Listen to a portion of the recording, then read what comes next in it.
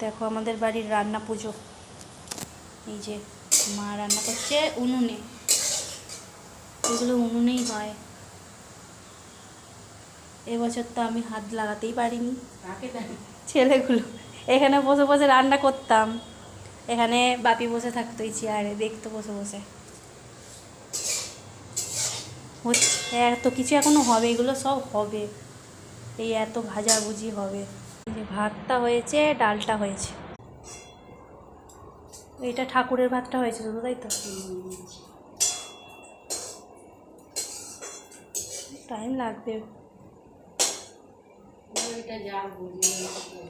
ও যদি এখানে বসে বসে করতো, কিন্তু আমার কাছে থাকছে না, ও যদি ওইখানে বসে ভাজতো আর থাকছে না আমার কাছে, একদম থাকছে না, ও নিচে চলে আসছে।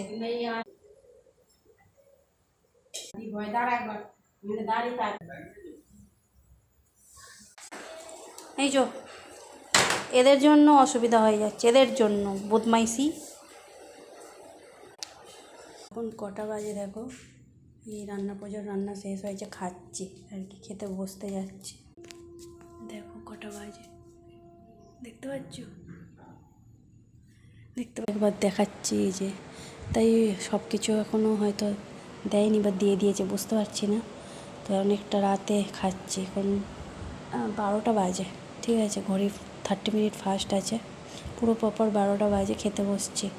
আর তখন মাঝখানে আর কিছু দেখায়নি, ছেলেগুলোকে নিয়ে একটু বাইরে বেরিয়েছিল, ওর বাবা সামনেই গিয়েছিল, তো আমি বেরোইনি, আর ভালো লাগছিল না।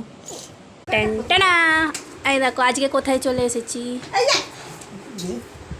এই যে আজকে এটা সকালবেলায় ভিডিওটা আবার করছি, রাত্রির থেকে সকাল হয়ে গেল, এই মায়ের বাড়িতে আবার খেতে এসেছি, একই খাওয়া দাওয়া, ঠিক আছে। এই যে দিচ্ছে,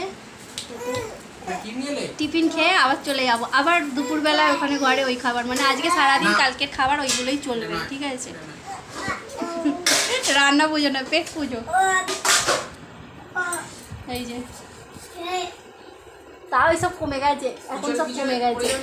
এইগুলো দেখছো, এরকম থালা 3-4টে বসানো থাকতো, এরকম থালা আগে থাকতো 3-4টে করে বসানো, এত লোকজন খাওয়ানো হতো। এখন লোকের সিন পারবে না করতে, তাই তো চলো। তাই কি অবস্থা করছে দুজনে, লন্ড আর ভণ্ড করছে এসে, দেখেছো?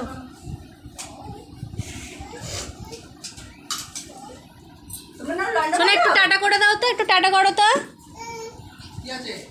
খাবে না, মিষ্টি খেতে দিচ্ছে।